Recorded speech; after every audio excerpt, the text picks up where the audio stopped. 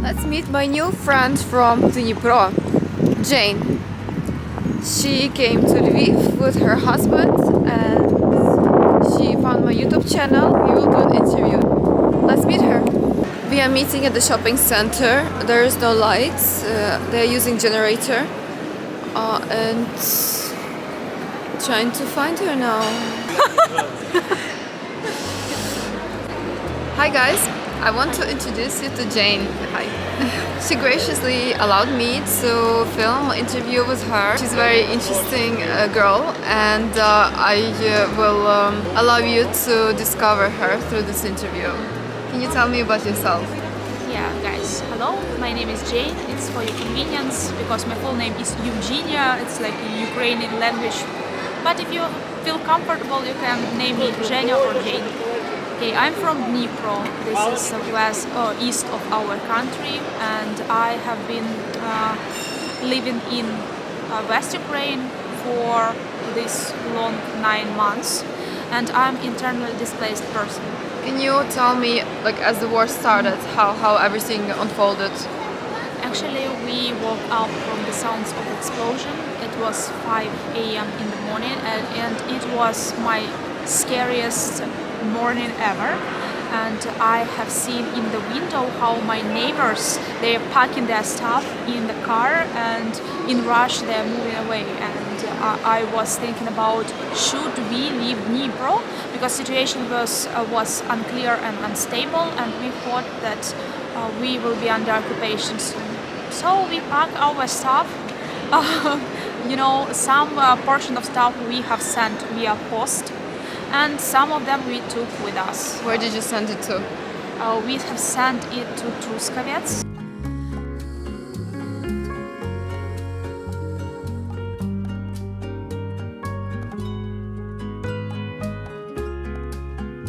Before war, we used to stay in Truskavets just to relax and spend vacation, and we knew this little town, so we decided, why not? What day did you leave?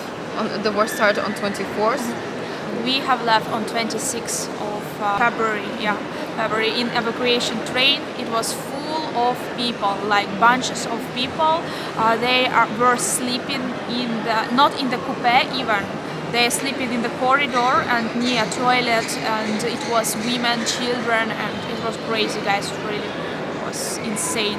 And it was the moment when Russian attacks Kiev.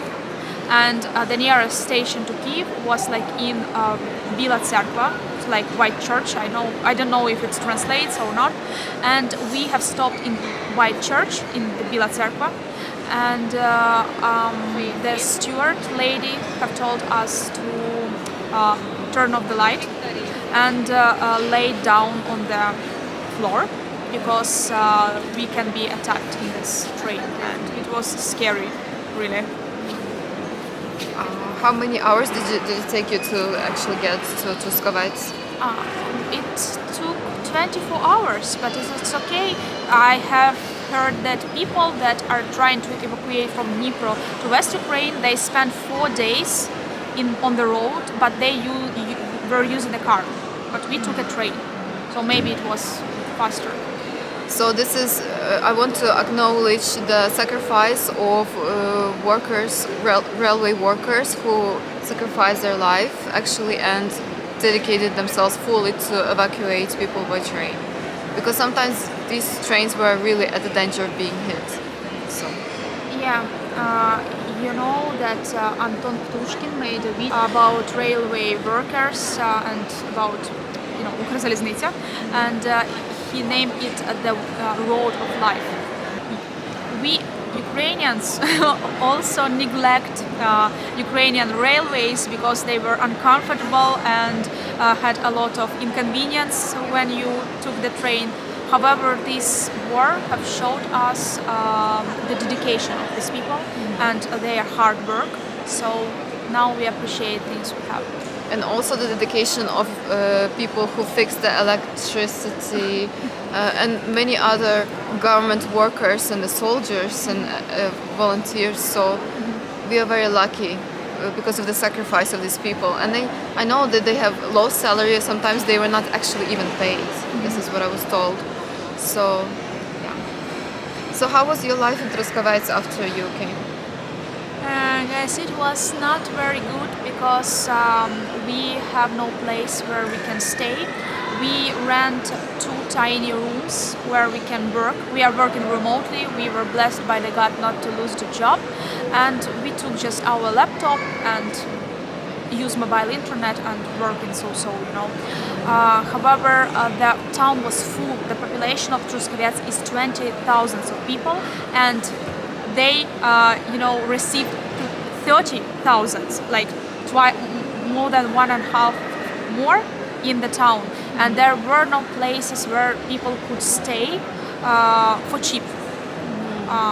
There are only expensive apartments have left, and we rent 2 rooms for 10,000 hryvnias. I don't know how much it is in dollars. So we have spent in such conditions 3 months without a kitchen, without ability to cook food, but we were happy that we were safe. So you told me it's like a different reality compared to the East Ukraine. It was like amazing. Yeah, actually the mentality of people who are living in the West differs from the eastern part, for sure. And despite of all internal difficulties, I understand that people here are much more, friendly or maybe kind than on East, because I know that many Western people have been volunteering and helping to the Eastern refugees. But at the same time, you told me it's more difficult to merge socially because people do not accept so much. Now I'm living in Lviv, and people in Lviv are more open, maybe because they are living in the big city and they get used to the tourists and so on. However, when we lived in the small town, people there had their internal community and were not so glad to spend the time with the Eastern refugees. Maybe because cultural difficulties, However, as Eastern refugees, I'm doing my best to speak Ukrainian. I have been speaking Russian all my life and have had a Russian surrounding environment and everything were in Russian. However, now I'm trying my best to speak Ukrainian, and even between me and my husband, we are not speaking Russian languages. We forgot Russian language and Russian culture. It all was forgotten together with, at the moment I have seen Bucha massacre and so on, all these atrocities. Yeah.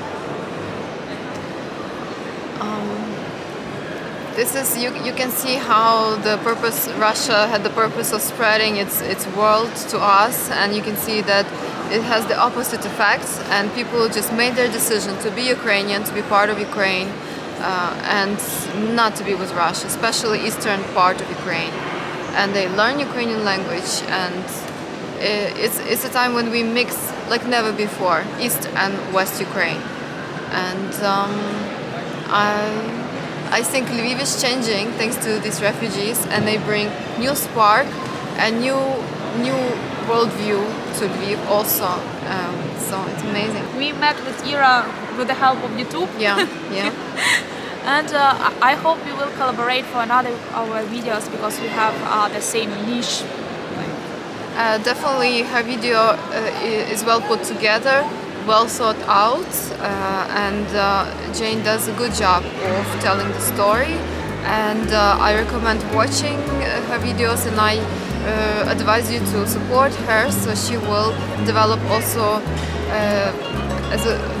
greatly develop a YouTube career and blossom and show Ukraine the way it is really truly is from the inside.